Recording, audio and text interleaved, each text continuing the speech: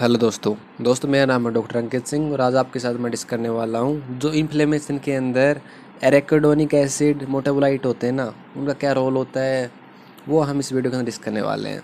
बहुत important topic है ये, क्योंकि जो इसके ऊपर जो आपके केमिकली यूज होते हैं उनके अगेंस्ट जो ड्रग कॉमनली यूज होते हैं, जैसे एस्पिरिन हुआ, कोक्स इनहिबिटर हुआ, ये जो सारी भी एनसाइड कैटेगरी आती है उनमें से काफ़ी इंपॉर्टेंट ड्रग हैं, वो इन्हीं के ऊपर एक्ट करती हैं। तो बहुत इंपॉर्टेंट टॉपिक है ये आपके क्लिनिकल प्रैक्टिस के लिए भी और समझने के लिए भी। तो इस अंदर क्या क्या डिस्कस करने वाले हैं दोस्तों। सबसे पहले देखेंगे व्हाट इज़ दिस, क्या होते हैं ये, हाउ दे आर सिंथेसाइज्ड, कैसे फॉर्म्ड होते हैं, और role of these metabolites in inflammation के अंदर कैसे अपना रोल करते हैं। ये वेरी इंपॉर्टेंट होता है, क्योंकि ये समझने के लिए ये जो रोल है ना, ये समझेंगे तभी आप समझ पाएंगे कि हम इन्फ्लेमेशन को ट्रीट कैसे करते हैं। उसको समझना बहुत आसान हो जाता है। और इसके अप्लाइड एस्पेक्ट है ना, वो भी बहुत ज़्यादा इंपॉर्टेंट है।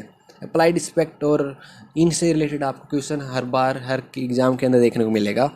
तो हम बात करते हैं ये होते क्या है। कि देखिए, सबसे पहले बात आती है कि कोई भी आपकी टिश्यू इंजरी होती है। टिश्यू इंजरी होती है तो आपका injury to neutrophil, mast cells, platelet, endothelial cell, macrophage के अंदर भी इंजरी होगी। तो वहाँ पर से क्या होता है कि आपका इंजरी यदि कंटिन्यू रहती है तो influx of calcium into these cell, calcium का इनफ्लेक्स स्टार्ट हो जाता है। और आपका क्या करते हैं, जब कैल्शियम ज़्यादा आता है तो ये फॉस्फोलाइपोज A2 जो एंजाइम होता है दोस्तों सेल मेम्ब्रेन के अंदर, उसको एक्टिवेट कर देता है। वो एक्टिवेट क्या होने के बाद क्या होगा, जो एराकिडोनिक एसिड होती है, जो नॉर्मली आपका सेल मेम्ब्रेन के अंदर होती है, जो मेम्ब्रेन फॉस्फोलिपिड होती है ना, ऊपर वाली जितनी भी सेल मेम्ब्रेन डिसीज की, वही उनकी जो मेम्ब्रेन के अंदर जो फॉस्फोलिपिड प्रेजेंट होती है वही होती है आपका एराकिडोनिक एसिड। वो आपका उसको कन्वर्ट कर देता है, ये वाला किस में कन्वर्ट कर देगा, फ्री एराकिडोनिक एसिड में कन्वर्ट कर देगा। फ्री एराकिडोनिक एसिड यदि बन जाती है, once arachidonic acid is free from the membrane, it is rapidly converted into bioactive mediator.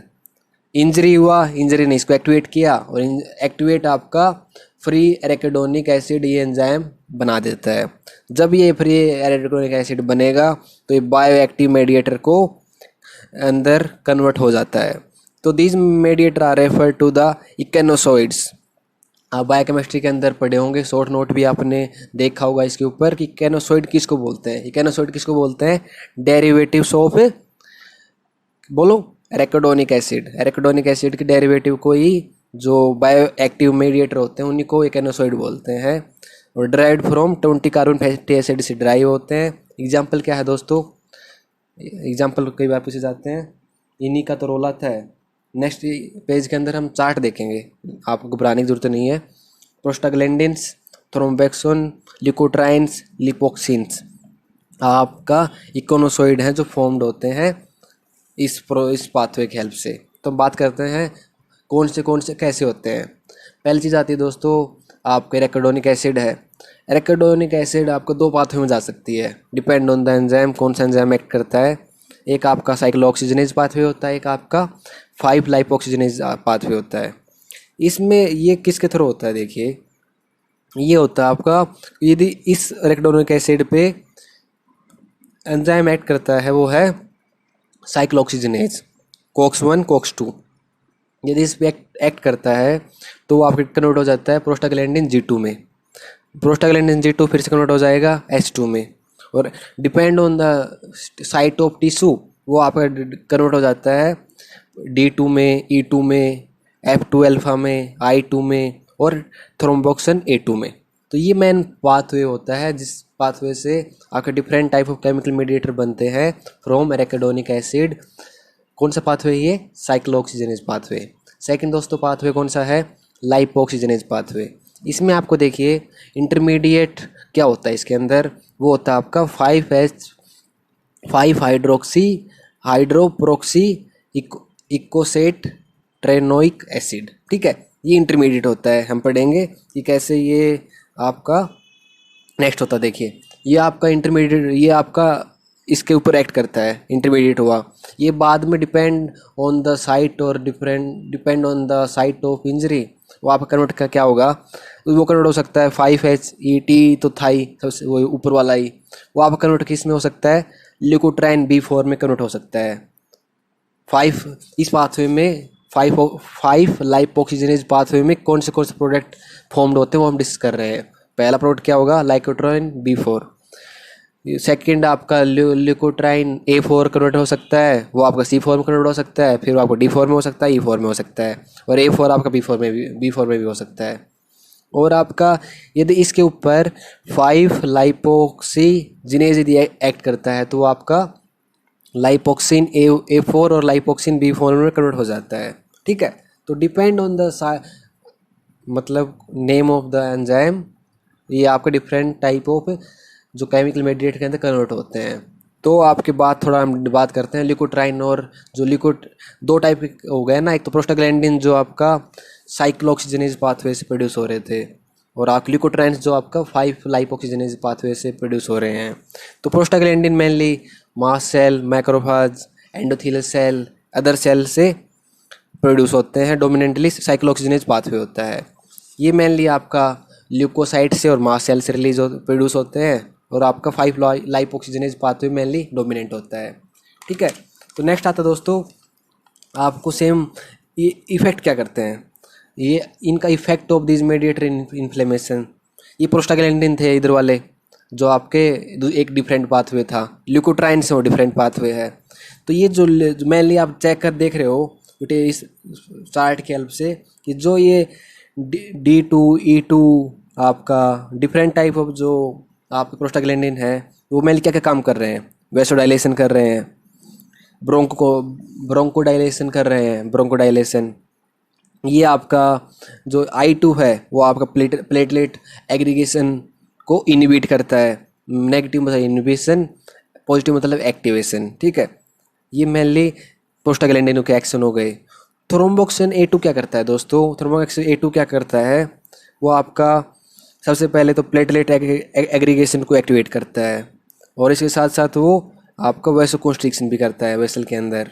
ठीक है, तो मान लीजिए इस तरह से याद रखिए, ये जो पूरी वेसल है, ये वेसल है, तो ये नॉर्मल वेसल है, ये वाली देखिए नॉर्मल वेसल है, तो दोनों साइड आपका वैसोडाइलेशन है, बीच में वैसोकंस्ट्रिक्शन है, तो बीच में कौन सा है, थ्रोम्बोक्सिन A2। थ्रोम्बोक्सिन A2 आपका वैसोकंस्ट्रिक्शन करता है, बाकी आपके मेनली वैसोडाइलेशन करवाते हैं। ऐसे ल्यूकोट्राइन्स क्या करवाते हैं दोस्तों, ये वाले ल्यूकोट्राइन्स, ये वाला ल्यूकोट्राइन्स वो आपको क्या करवाते हैं, एक तो वैसोडाइलेशन करवाएंगे वेसल के अंदर, और आपका कीमोटैक्सिस को इनहिबिट करते हैं। तो ये मैंने आपके जो एक्शन है दोस्तों वो हैं जो आपका ये जो मेडिएटर है वो करवाते हैं, कुछ आपके वैसोडाइलेशन करवाएंगे, कुछ कंस्ट्रिक्शन करवाएंगे। ठीक है, इस तरह से आप इनको याद कर सकते हो। मैन आपको याद रखना है बीच वाला, थ्रोम्बोक्सिन A2 आपको वैसे कंस्ट्रिक्शन करवाता है। इसके बाद हम करते हैं दोस्तों what we did understand so far, अब तक हम क्या क्या क्या समझे हैं। These the metabolite of the arachidonic acid जो प्रोस्टाग्लैंडिन ल्यूकोट्राइन्स हैं या लिपोक्सिन है, वो क्या करते हैं, वैसोडाइलेशन मेडिएट करते हैं, वैसोकंस्ट्रिक्शन मेडिएट करते हैं, ब्रोंकोडाइलेशन मेडिएट करते हैं, ब्रोंकोकंस्ट्रिक्शन मेडिएट करते हैं, प्लेटलेट एग्रीगेशन और इनहिबिशन मेडिएट करते हैं, और कीमो अट्रैक्शन इनहिबिट करते हैं। लास्ट है कीमोटैक्सिस के इनहिबिशन। वही एक्शन तो अभी जो अभी चार्ट से देखे वहाँ से आपको समझ में आ जाएगा कि कैसे आप कौन से वैसोडाइलेशन करवा रहे हैं, कौन सा आपका ब्रोंकोस के अंदर क्या इफेक्ट है, प्लेटलेट के अंदर क्या इफेक्ट है। तो अब हम बात करते हैं दोस्तों इसके अप्लाइड एस्पेक्ट की। अप्लाइड एस्पेक्ट बहुत ज़्यादा इंपॉर्टेंट है और आपका क्लिनिकल यही काम आएगा। Since this mediator can mediate possible every step of inflammation, her step को ये मेडिएट करते हैं, कंट्रोल करते हैं। तो inhibition of production of this mediator क्या करेगा, इन्फ्लेमेशन को सप्रेस कर देगा। ठीक है, ये आपका इन मीडिएटर को यदि आप इनहिबिट करते हो किसी भी ड्रग की हेल्प से, एंटी इन्फ्लेमेटरी ड्रग्स की हेल्प से, तो आपका इन्फ्लेमेशन को हम सप्रेस कर सकते हैं। तो एग्जांपल बात करते हैं हम, जो COX-1 इनहिबिटर है, COX-1 और COX-2 साइक्लोऑक्सीजनेज जो पाथवे है उसका इनहिबिशन आपका कौन सी ड्रग करवाती हैं, आप इनका तो नाम सुना ही होगा आपने, non steroidal anti inflammatory drugs, example aspirin, ibuprofen, डिक्नोफ्लेक।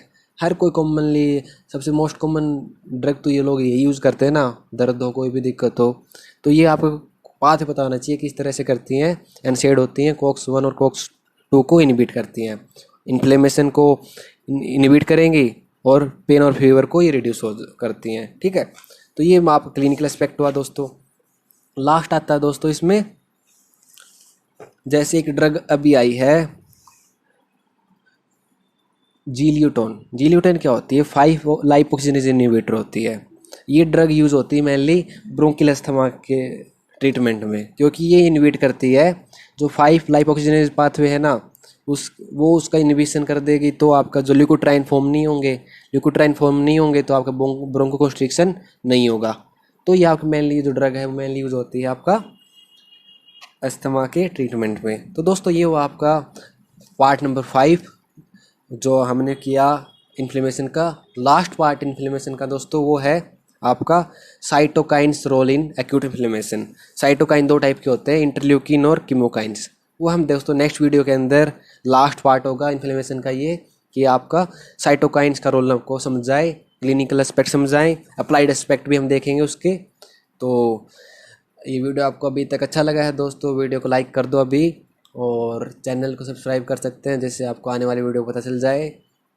और बाकी वीडियो आप यदि देखना चाहते हैं, पैथोलॉजी की पहले वाली देखना चाहते हैं, तो आप इसके जो पैथोलॉजी 2.0 मैंने नाम रखा है पहले लिस्ट का, क्योंकि मैंने पैथोलॉजी की पहले वीडियो बना रखी है, अभी बहुत दिनों बाद फिर स्टार्ट किया है। तो ये वाला 2.0 वाले कैटेगरी में जाके आप चेक कर सकते हैं। और टेलीग्राम पे मैं ये नोट्स अपलोड कर दूंगा, वहाँ से इनको आप डाउनलोड करके पढ़ सकते हैं और ख़ुद के नोट्स बनाओगे सबसे बेस्ट रहेगा। तो मिलते हैं नेक्स्ट वीडियो में, तब तक बाय।